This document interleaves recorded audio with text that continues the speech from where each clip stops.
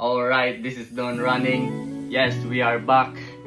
And today, gagawa tayo ng final review for the Brooks Hyperion Max 3.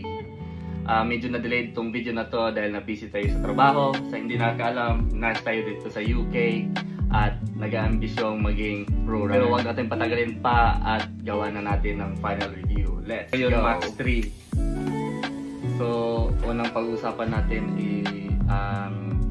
positive tsaka negative aspects ng sapatos na to. So let's start with the positive side. So in regards with ride quality, napaka-swabe, smooth, responsive at snappy ng sapatos na to. Nandun talaga ang bounce, feel na feel mo bawat apak ng sapatos na to.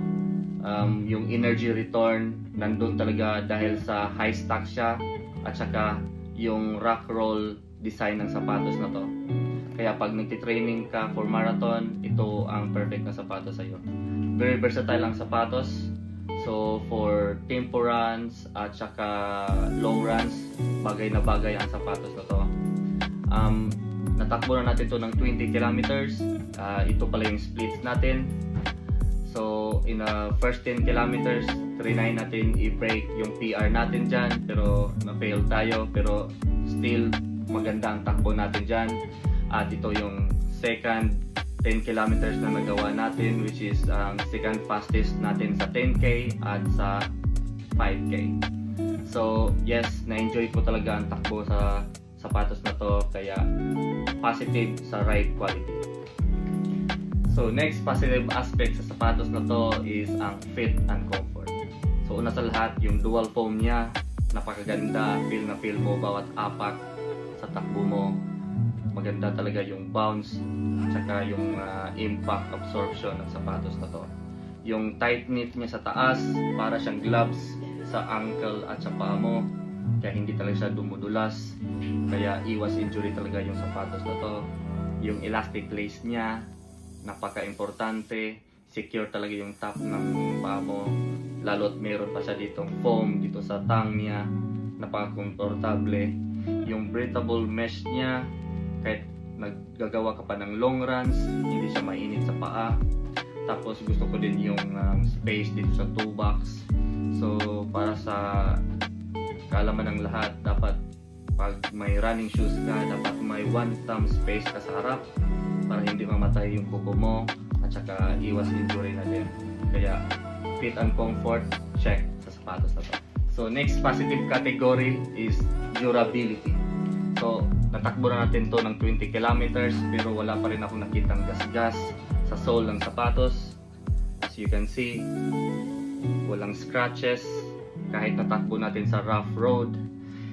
Hindi katulad dito sa Adios Pro, may konti na tayong gas-gas dyan. Natakbo na ata natin to ng mga 50 to 60 kilometers. At katulad din ng ating Evo SL, as you can see. Pero itong Evo SL, natakbo na natin to ng mga more than 100 kilometers, kaya understandable yan. Durability, check sa sapatos na to. So fourth positive aspect sa sapatos na to is ang grip and traction. So naitakbo na natin siya during winter, tsaka maulan na weather, at na-prove natin na hindi siya nagsaslide. Maganda ang grip ng sole niya, maganda ang traction, may effective control ka pa rin sa pace mo tsaka sa takbo mo kahit madulas or basa yung floor. Kaya importante siya, especially in the UK during winter at saka may snow, kaya hindi ka nagsaslide, kaya iwas injury na din. Price. So ang shoes na to ay mas affordable compared to top models ng Nike tsaka Adidas. So these shoes cost 134 pounds or 10,000 pesos compared to Adios Pro 4 ng Adidas, which is 220 pounds or 16,500 pesos. At ang Nike Alpha Fly 3, which is 280 pounds or 21,000 pesos. So mas nakakamura ka dito, maganda sa long runs, at nagdi-deliver talaga ang sapatos na to. Gusto ko lang idagdag, always use your Blue Light and NHS discount when buying running shoes. Kasi dito sa UK, you have Blue Light card and NHS discounts pag nagtatrabaho ka sa key worker like police, bombero, teachers, nurses. So always make sure it's 10 to 20%, malaking bagay na din yan sa atin. So negative side, ang weight ng sapatos na to. So this shoes overall weight is 202 grams.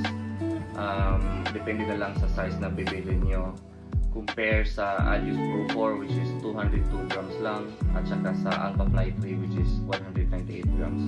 In my case, na-feel ko lang yung bigat ng sapatos after or almost 10 kilometers ng takbo ko. But for the first 5 kilometer, 8 kilometer, okay lang naman, wala akong na-feel na mabigat ang sapatos. At ito talaga ang side effect pag maraming cushion yung sapatos, tsaka high stock, tsaka double foam pa. Kaya medyo mabigat ang sapatos, kaya ito yung negative. Stability. So dahil ang sapatos ito high stock, tsaka malambot yung foam sa likod, pag tumatakbo ka sa uneven ground, yung weight mo pumupunta sa isang side, kaya may tendency kang magkaka-injury sa ankle.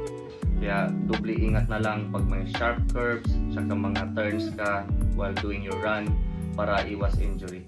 Side effect talaga yan pag high stock yung sapatos mo, tsaka malambot yung foam. So is this a good buy or good buy?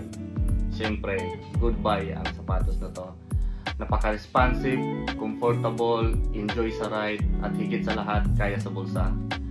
Maganda siya pang-add for sure rotation, at pag nagtitraining ka for marathon, at gusto mo ng speed runs, long runs, na may special support, swak na swak ang sapatos na to.